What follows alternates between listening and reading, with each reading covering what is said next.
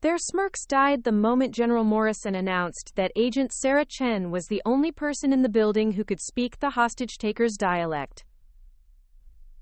3 hours later, those same officers who had laughed me out of West Point were taking orders from the 25-year-old they'd dismissed as too academic for real military work. The fluorescent lights hummed overhead in Conference Room C, casting harsh shadows across the mahogany table where 12 senior officials sat with their pressed uniforms and perfectly aligned ribbons. I stood at attention in my crisp dress blues, the same uniform they'd told me I'd never earn the right to wear with dignity. The irony wasn't lost on me that 3 years after being dismissed from West Point as unsuitable for military leadership, I was now standing in the Pentagon's most secure briefing room, about to become their only hope. The morning mist still clung to the windows of the Pentagon's East Wing, creating ghostly patterns against the reinforced glass. Inside, the air was thick with tension, burnt coffee, and the metallic tang of stress sweat. I'd been pulled from my desk at the Defense Language Institute at 06:00 hours with no explanation, just urgent orders delivered by a stone-faced MP who'd waited while I grabbed my dress uniform and rushed to catch the first helicopter to Washington. The flight had been a blur of questions and memories. Why the emergency summons? Why the dress uniform instead of fatigues? And why had the pilot looked at me with something that might have been respect when he'd said, "They're waiting for you, Agent Chen"? My boots clicked against the polished marble floors as I walked through corridors lined with portraits of military heroes, men who'd proven themselves in battle, not in classroom debates about verb conjugations and cultural nuances. The same portraits I'd stared at during my brief, humiliating stint at West Point 3 years ago, before they'd made it clear that a linguistics-focused cadet had no place among real warriors. "Cadet Chen," Colonel Davidson had said back then, his voice dripping with the particular condescension reserved for cadets who didn't fit the mold, "perhaps you'd be better suited for civilian academic work. The military needs soldiers, not walking dictionaries." Major Patricia Hawkins had been even more direct during my final evaluation. "Your language skills are impressive, I'll give you that. But when bullets start flying, your enemies won't pause to appreciate your pronunciation. You're a liability to any unit that depends on you." The Academy Review Board had been unanimous in their assessment. Cadet Chen shows exceptional academic aptitude but lacks the practical military mindset necessary for effective leadership. Recommendation: transfer to Civilian Linguistic Studies program. I'd left West Point with my head held high and my pride in tatters, carrying a rejection letter that essentially branded me as too soft, too intellectual, too different for military service. The other cadets hadn't been cruel about it. Most had been kind, if pitying. "You'll do great things in the civilian world," they'd said. "Maybe you can teach at a university or work for the State Department." What they hadn't said, but I'd heard anyway, was that I'd never be one of them. I'd never wear the uniform with honor.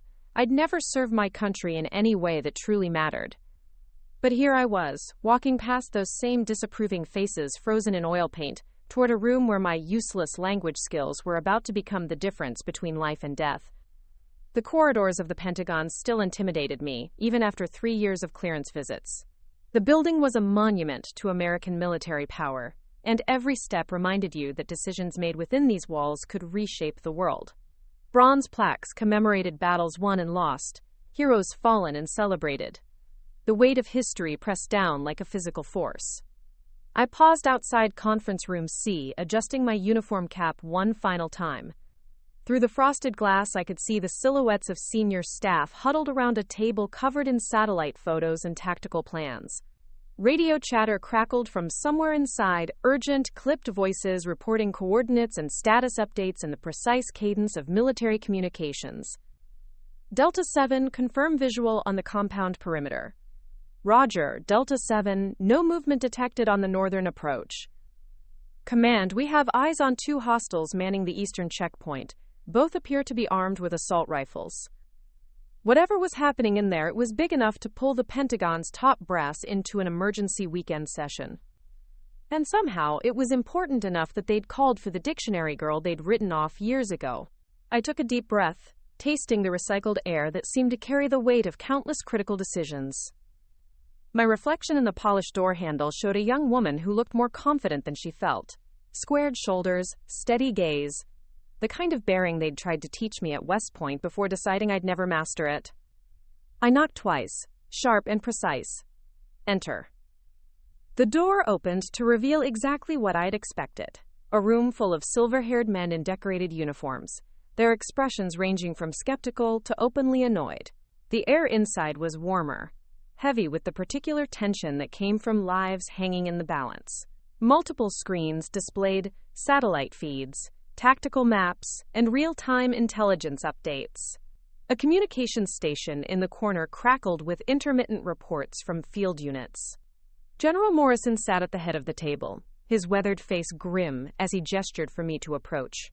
At 63, he was a legend in military intelligence circles, a man who'd served in 3 wars and earned the kind of respect that made colonels stand at attention when he entered a room.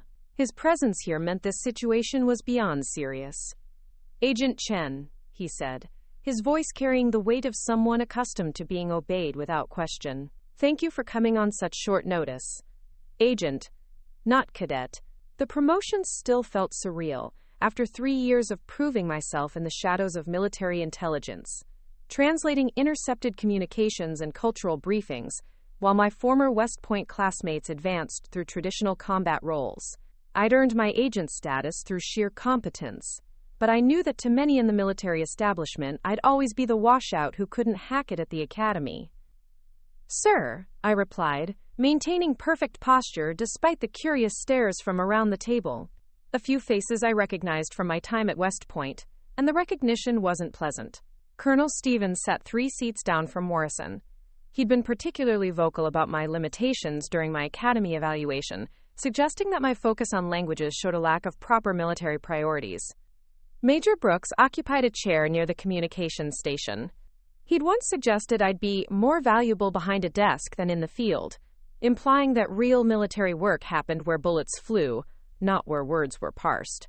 His recommendation had been instrumental in my dismissal from the academy. Captain Rodriguez, now wearing the insignia of a lieutenant colonel, had been more diplomatic but equally clear in his assessment. Chen has potential, but not in a combat leadership role. Her skills might be better utilized in support positions. Their expressions told me they remembered our previous encounters too. Some showed curiosity about what had become of the failed cadet. Others displayed the kind of polite indifference reserved for civilians who happened to be useful. None showed anything approaching respect or confidence. General Morrison stood, moving to a large monitor at the front of the room with the deliberate pace of someone who delivered countless briefings on life-and-death situations. The screen was black, waiting for his input. Around the table, tablets and secure phones buzzed with incoming intelligence updates. At 0430 this morning, he began, clicking his remote to display satellite imagery, Ambassador Catherine Wells and her 3-person security detail were taken hostage during a diplomatic visit to the remote village of Nakamura in northern Myanmar. The aerial view showed a compound nestled in dense jungle, surrounded by what appeared to be traditional wooden structures and newer concrete buildings. Red markers indicated known hostile positions, while blue dots marked the presumed location of the hostages. Ambassador Wells was conducting cultural outreach with ethnic minority communities as part of our broader Southeast Asian diplomatic initiative, Morrison continued. The visit was scheduled to last 4 hours. A meet and greet with local leaders, some cultural exchange activities, and a brief ceremony dedicating a new medical clinic funded by USAID. He clicked again, showing a detailed map of the region with travel routes highlighted in green. The ambassador's convoy was ambushed approximately 2 kilometers outside the village at 0415 hours. Initial reports suggest her security detail was overwhelmed quickly. The attackers demonstrated detailed knowledge of the route and timing. Major Brooks leaned forward. Sir, do we have any intel on how they acquired that information? Morrison's expression darkened. We're investigating possible intelligence leaks, but that's not our immediate priority. The hostage-takers moved the ambassador and her surviving security personnel to this compound within an hour of the initial attack. Another click brought up what appeared to be communication logs. At 0520 hours, we received the first contact from the group. They identified themselves as the Kachin Liberation Front, Eastern Division, a splinter faction we've had minimal previous contact with. I felt a chill of recognition at the name. During my research on Myanmar's ethnic conflicts, I'd encountered references to various Kachin independence movements. Most were legitimate political organizations seeking greater autonomy for their people. Some were more radical. The KLFED is led by a man called Commander That Win Aung, Morrison continued. Intelligence suggests he's a former Myanmar military officer who defected following a series of government crackdowns on Kachin communities. His group has been involved in several attacks on government installations over the past 18 months. Colonel Stevens spoke up. Sir, what are their demands? Morrison clicked to display a text document. They're demanding the immediate release of 47 political prisoners currently held in Myanmar government facilities, complete withdrawal of all Western diplomatic presence from Kachin State, and international recognition of an independent Kachin homeland. Timeline? Asked Lieutenant Colonel Rodriguez. 18 hours from initial contact, Morrison replied grimly. If their demands aren't met, they've threatened to execute the hostages and publicize it through social media channels. A heavy silence settled over the room. Ambassador Wells was a prominent figure in diplomatic circles, known for her work on human rights and cultural preservation. Her death would be an international incident with far-reaching consequences. Morrison clicked his remote again, and audio filled the room. A man's voice, speaking rapidly in what sounded like a dialect I'd heard before, but couldn't quite place. The tone was urgent, demanding, with an underlying current of barely controlled anger. This is the only direct communication we've received from Commander That Win Aung, Morrison continued as the recording ended. They're demanding the release of political prisoners and withdrawal of all Western diplomatic presence from the region. But here's our problem. He gestured toward the other officers around the table. None of our usual regional specialists can identify the specific dialect. It's not standard Burmese. And our AI translation systems are coming up blank. The Myanmar desk at state claims it might be a Kachin variant, but they can't provide accurate translations. I felt my pulse quicken. The recording had triggered something in my memory. Phonetic patterns I'd studied during late nights at the Defense Language Institute, working through obscure dialects that most linguists considered academic curiosities. Colonel Stevens shifted in his chair, his discomfort obvious. Sir, with respect, we have dozens of qualified linguists on staff. The NSA has an entire Southeast Asian language division. Why exactly are we? Morrison held up a hand, silencing him with the kind of authority that made colonels remember their place. Because Agent Chen here is the only person in our intelligence network with documented proficiency in 11 Southeast Asian languages and dialects, including several that aren't taught in any formal program. A heavy silence settled over the room like a blanket. I felt the weight of 12 pairs of eyes assessing me, calculating whether the young woman they dismissed could possibly be their solution. Some faces showed skepticism bordering on disbelief. Others displayed the kind of polite curiosity reserved for exotic specimens in a zoo. The hostage-takers have given us 18 hours to respond, Morrison continued, his voice carrying the weight of countdown clocks and ticking bombs. Ambassador Wells is a high-value target, and this faction has a history of extreme measures when their demands aren't met. Last year, they executed 2 Myanmar government officials who were negotiating for the release of KLF prisoners. He turned to face me directly, his gray eyes holding the kind of intensity that had made him legendary in military circles. Agent Chen, I need to know, can you identify this dialect and establish meaningful communication with these people? I closed my eyes, focusing on the audio recording that was still echoing in my memory. The tonal patterns, the specific phonetic structures, the way certain consonants were modified. It reminded me of something I'd encountered during my independent research on minority languages along the Myanmar-China border. The memory surfaced slowly, like diving deep underwater and fighting back to the surface. Late nights in the DLI library, working through recordings made by anthropologists in the 1960s. Obscure dialects spoken by mountain communities that most linguists had never bothered to study. Languages that existed in the spaces between official borders, carried by people who'd been moving through the region for centuries before anyone thought to draw lines on maps. Sir, I said, opening my eyes to meet his gaze directly, That's not a standard Myanmar dialect. Based on the phonetic markers and specific grammatical structures I can identify, I believe they're speaking Rawang, a Tibeto-Burman language used by fewer than 120,000 people, primarily in remote mountainous regions along the Myanmar-China border. Murmurs rippled around the table like stones thrown into still water. Several officers exchanged glances that clearly said, "Is she making this up?" Colonel Stevens frowned, his skepticism obvious. "You're certain? How can you be sure it's not just a regional variation of Burmese or Shan?" I felt the familiar surge of confidence that came from talking about something I truly understood. "The tonal patterns are completely different from Burmese, sir.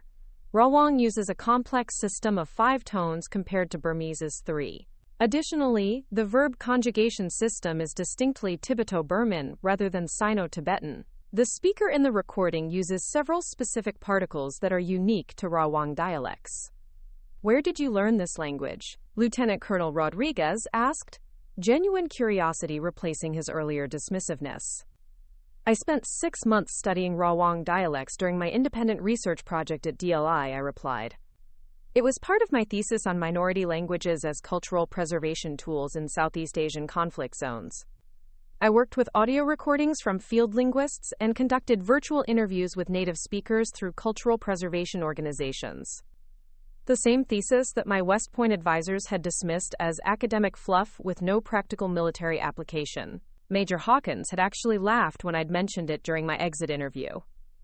"Writing papers about obscure languages won't help you in a firefight, Chen." General Morrison nodded slowly, his expression thoughtful. "Can you communicate with them, not just understand what they're saying, but actually conduct negotiations?" "Yes, sir, but I'll need context about their specific demands and cultural protocols. Rawang-speaking communities have very particular traditions around negotiation and respect. They place enormous emphasis on face-saving and formal acknowledgement of grievances. One wrong phrase or cultural misstep could escalate the situation dramatically." I paused, knowing what I was about to say would sound presumptuous to the officers around the table. I'll also need to understand the political context of their demands. Commander that Win Ong isn't just making random requests. He's following a specific cultural script for airing grievances against authority. If we respond correctly, we can work within that framework. If we don't... "What happens if we don't?" Morrison asked quietly. "In Rawang culture, if grievances aren't properly acknowledged, it becomes a matter of honor to pursue increasingly dramatic measures. The commander isn't just threatening to kill hostages. He's saying his people's honor demands it if their legitimate concerns continue to be ignored." For the first time since entering the room, I saw something shift in the officers' expressions. Not quite respect, but a recognition that maybe, just maybe, all those hours I'd spent with dusty linguistics textbooks while my classmates practiced combat drills hadn't been wasted after all. The years of grinding through obscure grammar texts, memorizing tonal patterns for languages most people had never heard of, building relationships with native speakers scattered across 3 continents. Suddenly it all led to this moment, this room, this chance to prove that words could be as powerful as weapons. Morrison moved back to the head of the table, his bearing that of a commander making a critical decision. "Gentlemen, I want to be absolutely clear about our chain of command for this operation. Agent Chen will be our primary communicator and cultural liaison. All contact with the hostage-takers goes through her." Colonel Stevens opened his mouth to object, but Morrison's stare silenced him before he could speak. The general's authority filled the room like a physical presence. "Agent Chen," Morrison continued, "you'll be working directly with our tactical team to establish communication and begin negotiations. Time is not on our side, and the ambassador's life depends on getting this right the first time." I felt my heart rate accelerate, but kept my voice steady. "Understood, sir. I'll need access to cultural databases and any intelligence we have on this specific faction's leadership structure. I'll also need secure communication equipment capable of handling the dialect's tonal requirements. Standard equipment might not transmit the subtle frequency variations that distinguish meaning in Rawang." As the meeting began to disperse and officers filed out, many avoiding eye contact, I remained standing at attention. Through the conference room windows, I could see the Washington Monument rising through the morning haze. a reminder of all the history that had been built on moments when individuals stepped up to meet impossible challenges. 3 years ago, they'd told me I didn't belong in their world of warriors and heroes. Colonel Davidson had been particularly blunt. "You're not cut out for this, Chen. Find something more suited to your temperament." Today, those same warriors needed me to save a life. The dictionary girl they'd laughed out of officer school was about to become the most important person in the room. The Tactical Operations Center buzzed with controlled chaos as I followed General Morrison through security checkpoints that required both keycard access and biometric scanning. The basement levels of the Pentagon housed some of the most sophisticated intelligence-gathering equipment in the world, and today it was all focused on a single objective: saving Ambassador Catherine Wells. "Agent Chen," Morrison said as we walked past banks of monitors displaying real-time satellite feeds, "I want you to understand exactly what you're walking into. This isn't just about translating a few phrases and hoping for the best." He gestured toward a wall-mounted display showing organizational charts and intelligence profiles. The Kachin Liberation Front Eastern Division represents everything that makes Myanmar's ethnic conflicts so complex. They're not simple terrorists or bandits. They're fighting for what they believe is their people's survival. I studied the faces on the screen, men and women in military fatigues, their expressions hardened by years of conflict. Commander That Win Ong's photo dominated the center. A man in his 40s with the weathered features of someone who'd spent decades in the mountains, his eyes holding the particular intensity of true believers. "Tell me about their capabilities," I said, noting the sophisticated weapons visible in several photographs. Morrison pulled up a tactical assessment. "They're better equipped and trained than most ethnic militias." That Win Ong was a Myanmar army major before his defection, trained in conventional warfare and counterinsurgency tactics. His core group includes at least 30 former military personnel who brought their expertise with them. The implications hit me immediately. So they're not amateur kidnappers. They planned this operation with military precision. Exactly. The ambush of Ambassador Wells' convoy was textbook perfect. Multiple coordinated strikes, predetermined extraction routes, communication jamming to prevent immediate response. They knew our procedures better than they should have. Colonel Stevens appeared at Morrison's shoulder, his expression still skeptical about my involvement. "General, with respect, shouldn't we be focusing on tactical solutions rather than linguistic analysis? We have special operations teams that specialize in hostage rescue." Morrison's jaw tightened almost imperceptibly. "Colonel, I want to be absolutely clear about something.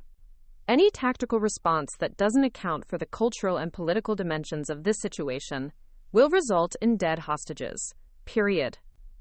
He turned to face Stevens directly, his voice carrying the weight of decades in intelligence work. "The KLFED isn't holding Ambassador Wells for ransom money or simple political concessions. They're using her as a symbol, a way to force international attention on what they see as their people's genocide." I felt the familiar chill of recognition. During my research on ethnic conflicts in Southeast Asia, I'd encountered similar patterns repeatedly. Groups that felt systematically ignored by the international community often resorted to dramatic gestures designed to force global attention on their cause. "Sir," I interjected, "if I may ask, what's the current Myanmar government's position on negotiating for the ambassador's release?" Morrison's expression darkened. "That's where this gets complicated. The Myanmar military junta is offering to launch a full-scale assault on the KLF compound. They claim it's the only way to deal with, quote, terrorist elements threatening international diplomacy." Colonel Stevens nodded approvingly. "That might be our best option. Coordinate with local forces, overwhelm the compound with superior firepower." "And guarantee the ambassador's death," I interrupted, earning sharp looks from several officers in the room. "Sir, with respect, any direct assault will be interpreted by Commander That Win Ong as confirmation that the international community doesn't take Kachin grievances seriously. He'll execute the hostages rather than surrender." Major Brooks, who'd been quietly observing from near the communications station, finally spoke up. "Agent Chen, you're making a lot of assumptions about people you've never met, based on academic theories about cultural patterns." The dismissive tone was familiar, the same one I'd heard throughout my time at West Point. The implication was clear. Real military professionals dealt with facts and firepower, not abstract cultural analysis. Major, I replied, keeping my voice level. Last year, the KLFED captured 2 Myanmar government officials during a similar operation. The government responded with helicopter gunship attacks on the compound where they were being held. What happened? Morrison asked quietly. Commander That Win Aung executed both officials on live video, then distributed the footage through social media with a statement that the Myanmar government valued military posturing more than human life. The videos went viral in Kachin communities worldwide. A heavy silence settled over the room. Several officers exchanged uncomfortable glances. I continued.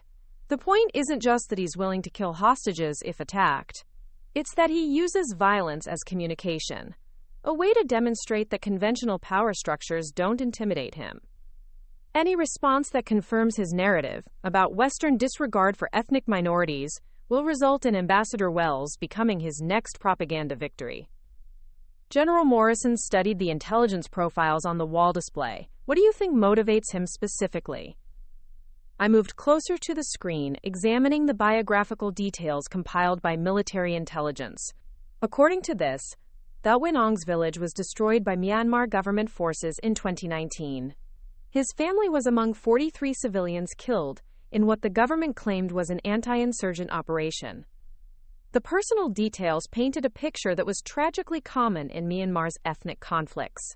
A man who'd served loyally in the National Army until that army turned against his own people. He didn't start as a radical, I continued. He was a career officer who believed in working within the system. The biographical notes suggest he tried to use official channels to seek justice for his village's destruction. And when that failed, Morrison prompted, he defected with his entire unit and $30,000 worth of military equipment. Since then, he's been building the KLFED into something more sophisticated than a typical ethnic militia, a political organization that uses military action to force international attention. Colonel Stevens shifted impatiently. This is all very interesting, Agent Chen, but it doesn't change our fundamental problem. We have 18 hours to secure the release of 4 American citizens from a heavily fortified position held by experienced fighters. Actually, Colonel, it changes everything, I replied, because it means we're not dealing with criminals or terrorists in any conventional sense. We're dealing with political actors who believe they're fighting for their people's survival.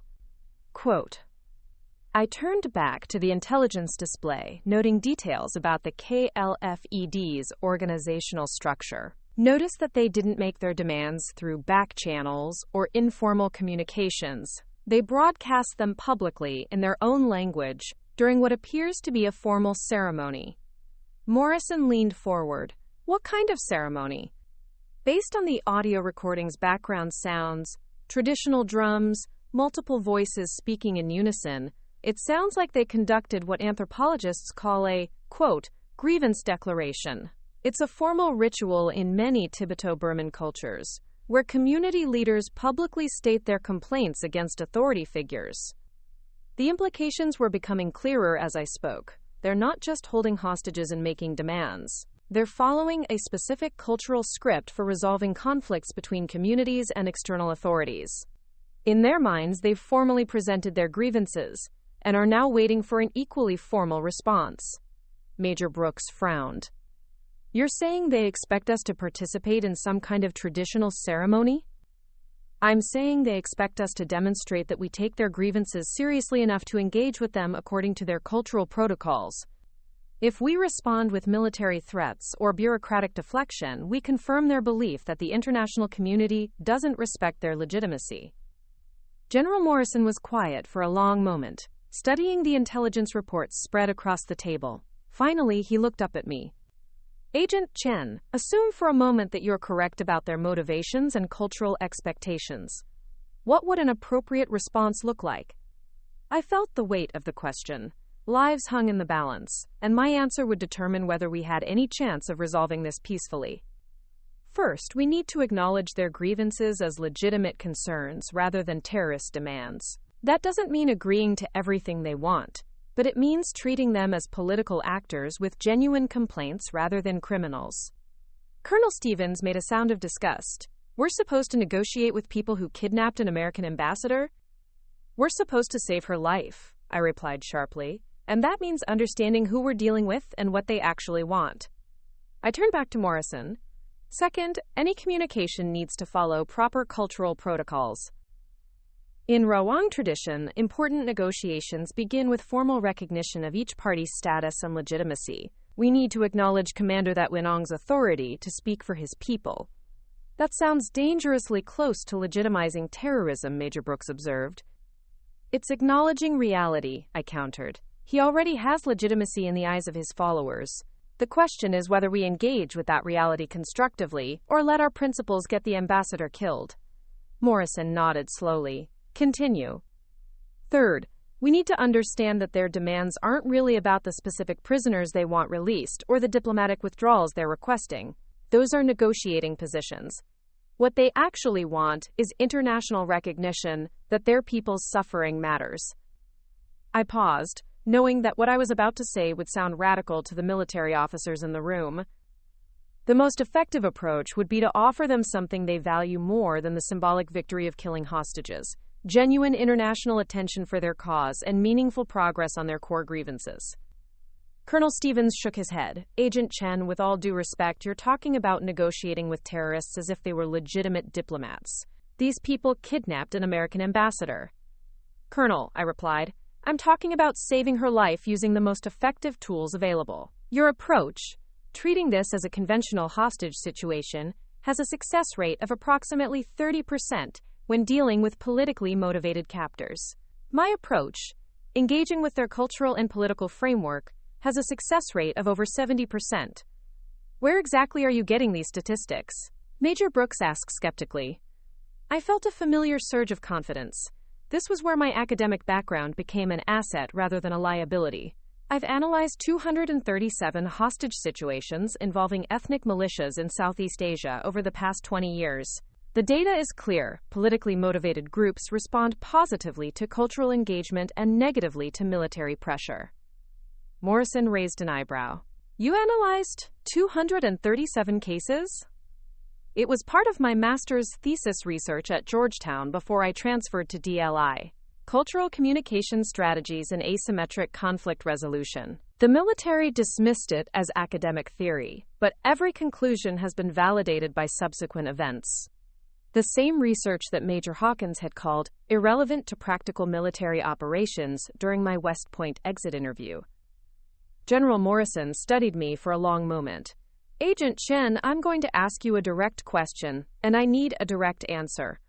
Based on your analysis of this situation and your understanding of Rawang culture, what are the chances of securing the ambassador's release through negotiation? I met his gaze without hesitation.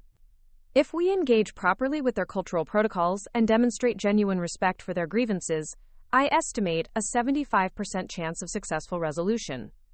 And if we attempt a military rescue? Less than 20%, with high probability of casualty among the hostages. Silence filled the room as the implications sank in. We weren't just choosing between diplomatic and military options.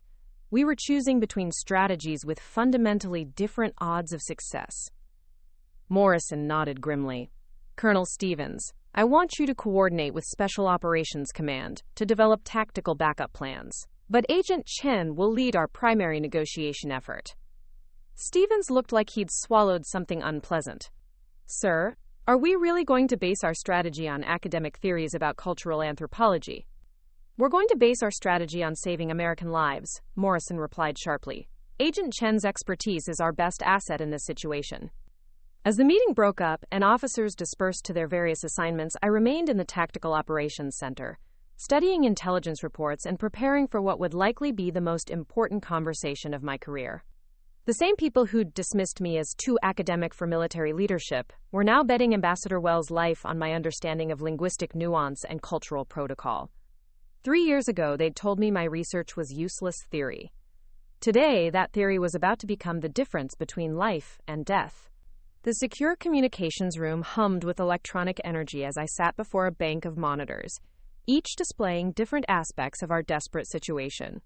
Satellite feeds showed the KLF compound in real time. Thermal imaging revealed the positions of guards and hostages, and communication arrays stood ready to carry my words across thousands of miles to a man who held 4 American lives in his hands. 14 hours had passed since Ambassador Wells' capture. 4 hours remained until Commander That Win Ong's deadline. General Morrison stood behind me, his weathered face reflecting the strain of a mission that had already defied conventional military wisdom. Around the room, the same officers who'd questioned my approach now watched in tense silence as I made final preparations for what would be the most critical conversation of my career. "Agent Chen," Morrison said quietly, "are you ready for this?" I adjusted the specialized headset that would capture the tonal nuances essential to Rawang communication. Standard military equipment would have flattened the frequency variations that distinguished between respectful request and insulting demand in the language. One small technical detail that could mean the difference between negotiation and execution. "As ready as I can be, sir." I pulled up my notes, pages of cultural protocols, formal phrases, and strategic talking points that I'd refined over the past several hours. "But I need everyone in this room to understand something before we begin." I turned to face the assembled officers. "Once I start this conversation, we're committed to seeing it through according to Rawang cultural expectations. If we change our approach mid-negotiation, or revert to conventional tactics, we'll lose all credibility and likely trigger the exact outcome we're trying to prevent."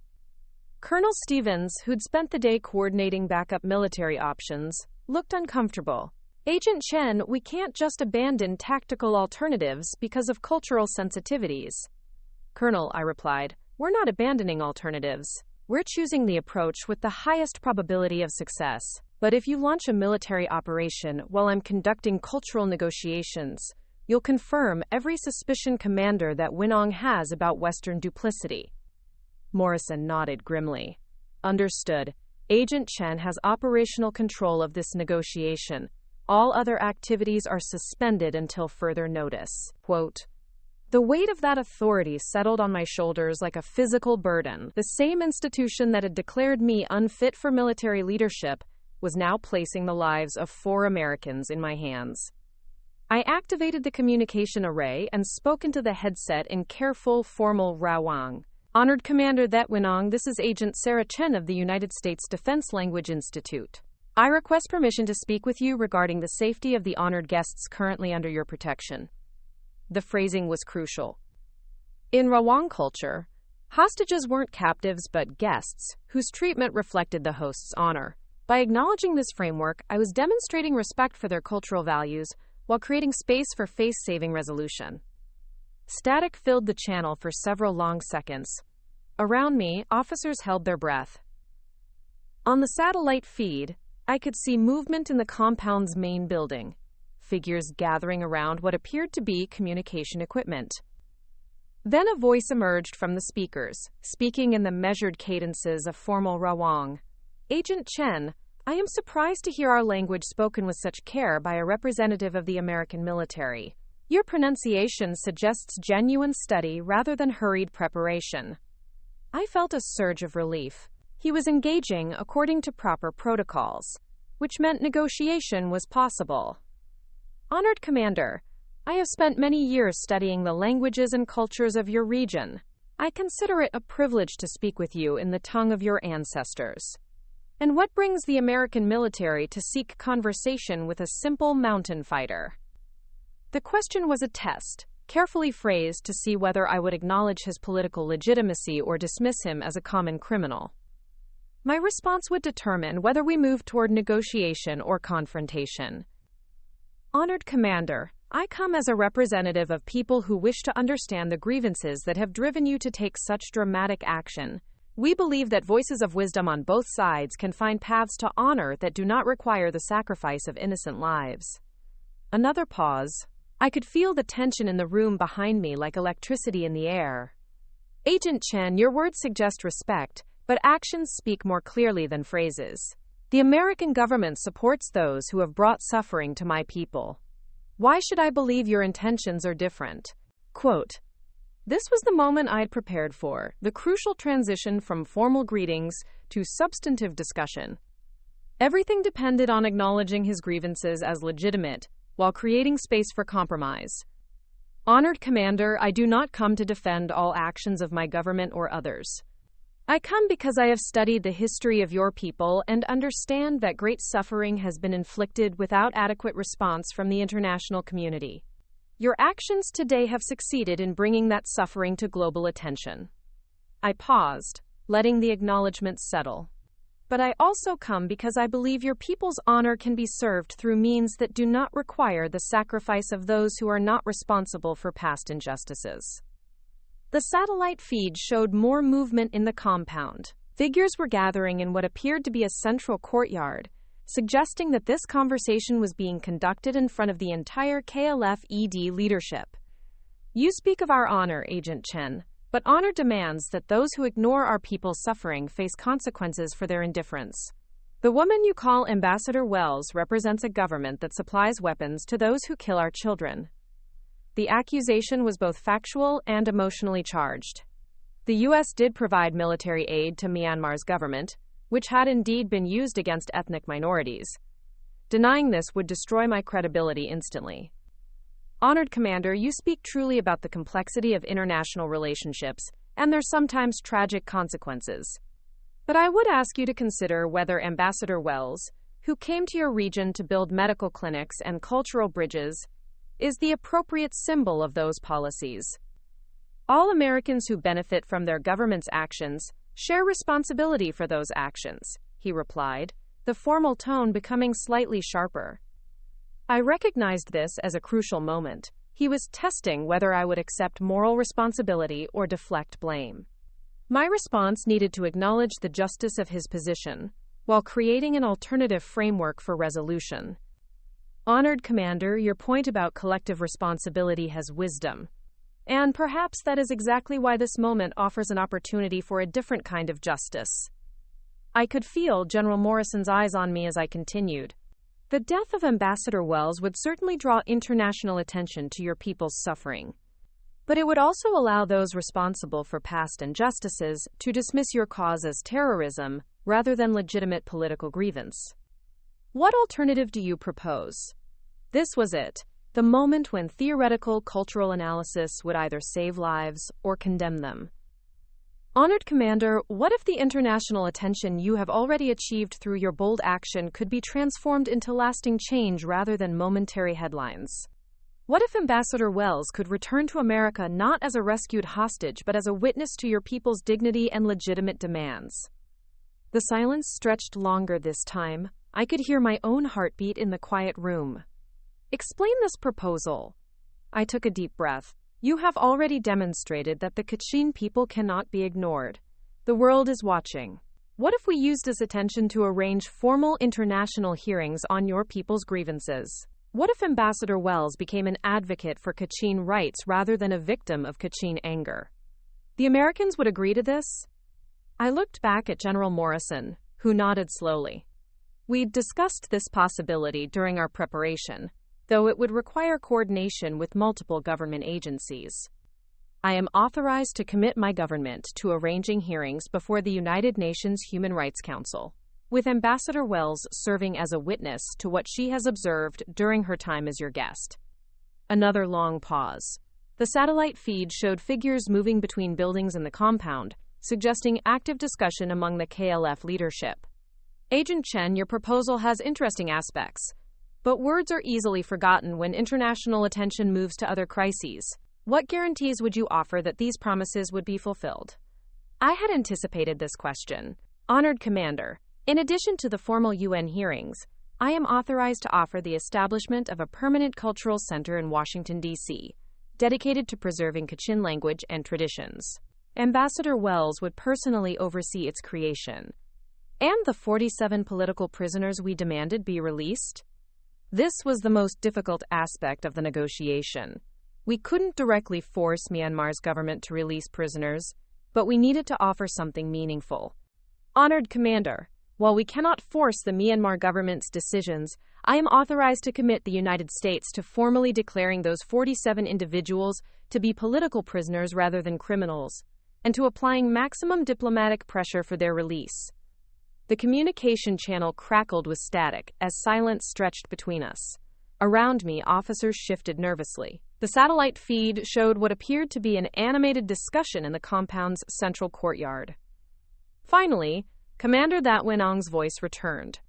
Agent Chen, your proposals demonstrate more respect for our position than we have received from any international representative. But I must consult with my Council of Elders before making such an important decision. Of course, Honored Commander. How much time do you require? 1 hour. But I have a condition for these consultations. My pulse quickened. What condition? I wish to speak directly with Ambassador Wells, to hear from her own voice whether she would accept the role you propose as witness and advocate for our people. I looked back at Morrison, who nodded grimly. This wasn't part of our plan, but it made sense from That Winong's perspective. He needed to ensure that Wells would cooperate willingly, rather than being coerced into public statements. That arrangement is acceptable, Honored Commander. Good. In 1 hour, I will contact you again. If Ambassador Wells agrees to serve as witness to our people's dignity, and if your government's commitments are formalized in writing, I will consider releasing all 4 of your citizens. The channel went quiet. I removed my headset and turned to face the room full of officers who had watched this unconventional negotiation unfold. General Morrison was the first to speak. Agent Chen, that was unlike any hostage negotiation I've ever witnessed. Sir, it wasn't a hostage negotiation in the conventional sense. It was a diplomatic discussion about transforming a crisis into an opportunity for justice. Colonel Stevens stepped forward, his expression still skeptical. You're asking us to believe that a terrorist leader is going to release high-value hostages in exchange for promises about UN hearings and cultural centers? Colonel, I replied, Commander That Winong isn't a terrorist leader in any meaningful sense. He's a political actor using dramatic methods to force international attention on his people's legitimate grievances. The framework I've provided allows him to achieve his core objectives without requiring violence. Major Brooks joined the conversation. But what if he changes his mind? What if he decides that killing the ambassador would still be more effective for his cause? I felt the familiar confidence that came from understanding cultural dynamics that others missed. Major, that's exactly why this approach works.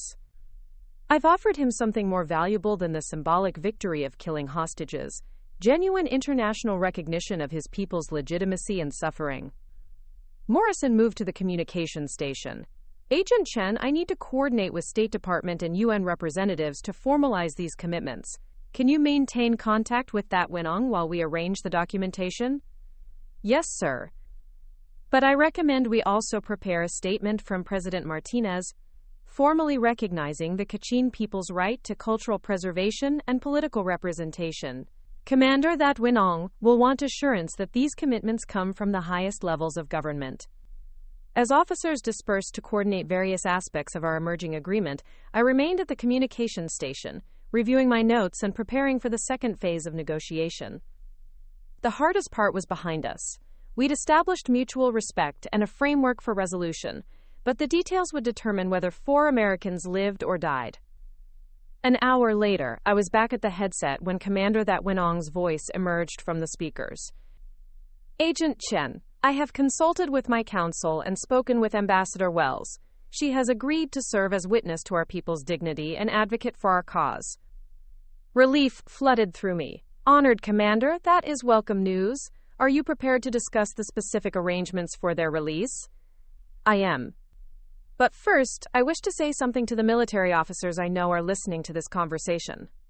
I glanced back at Morrison, who nodded for me to continue. Please speak, Honored Commander. To the American military leaders, Agent Chen has shown more wisdom and respect in 2 hours of conversation than your government has demonstrated in decades of policy toward my people. She has created a path to honor for both sides. I hope you will remember that true strength sometimes requires listening rather than fighting. Colonel Stevens looked uncomfortable, but said nothing.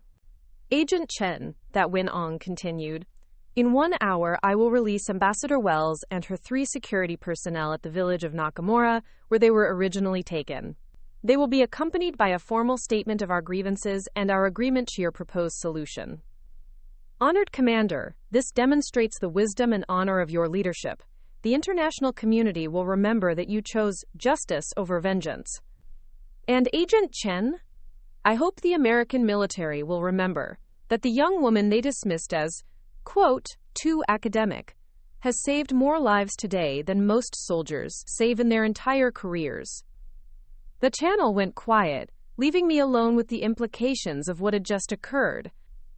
In the space of 2 hours, academic theory about cultural communication had prevented an international incident and saved 4 American lives. General Morrison approached, his expression thoughtful. Agent Chen, I owe you an apology. When I called you in this morning, I was looking for a translator. Instead, I found a diplomat who prevented a crisis that could have destabilized the entire region. Colonel Stevens stepped forward, his earlier skepticism replaced by something approaching respect. Agent Chen, I was wrong about your approach.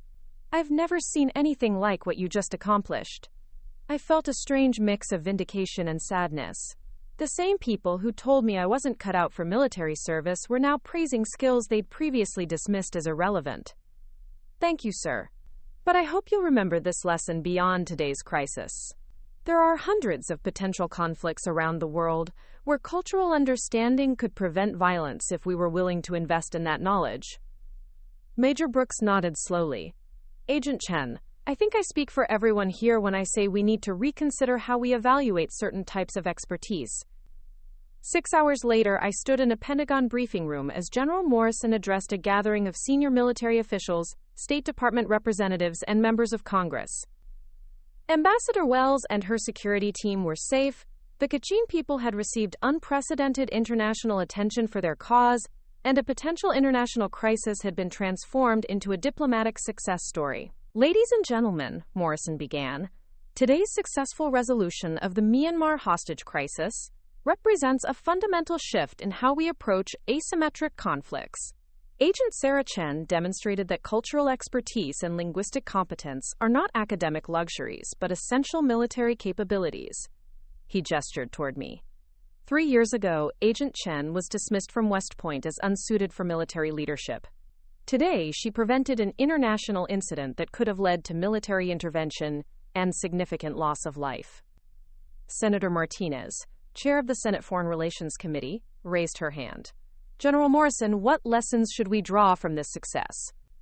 Morrison's response was directed as much at the military officers in the room as at the civilian leadership. We need to fundamentally reconsider how we identify and develop expertise. The officer corps of the 21st century requires cultural knowledge, linguistic competence, and diplomatic skill alongside traditional military training. And what changes are you recommending? I'm recommending that Agent Chen be promoted to major and placed in charge of a new cultural communication division within military intelligence. We need to identify and train officers who can prevent conflicts rather than just fight them. The room erupted in discussion, but I barely heard it. The same institution that had declared me unfit for service was now creating a division around the skills they'd once dismissed. Later that evening, I sat alone in my Pentagon office, the same building where I'd been told my academic interests had no military value. On my desk lay commendation letters from the President, the Secretary of Defense, and the Chairman of the Joint Chiefs. The dictionary girl they'd laughed out of West Point had become the focal point of a new approach to military service. My phone buzzed with a text message from Ambassador Wells, who was recovering at Walter Reed Medical Center. Agent Chen, I wanted you to know that during my time with Commander That Wenong, I learned more about the complexity of international relations than in 20 years of traditional diplomacy. You didn't just save our lives, you showed us a better way to engage with the world. I thought about the journey from that humiliating dismissal at West Point to this moment of vindication. The officers who told me I wasn't suited for military leadership had been right in one sense. I wasn't suited for their version of military leadership, focused exclusively on conventional tactics and traditional thinking. But I was perfectly suited for the kind of leadership the modern world actually required, the ability to prevent conflicts through understanding, to bridge cultural gaps that traditional military force couldn't address, and to transform crises into opportunities for justice. 3 months later, I stood before a new class of cadets at the expanded Defense Language Institute teaching a course called Cultural Communication in Asymmetric Conflicts. My students included officers from all branches of service, CIA analysts, State Department personnel, and even some of the same West Point graduates who'd watched my dismissal years earlier.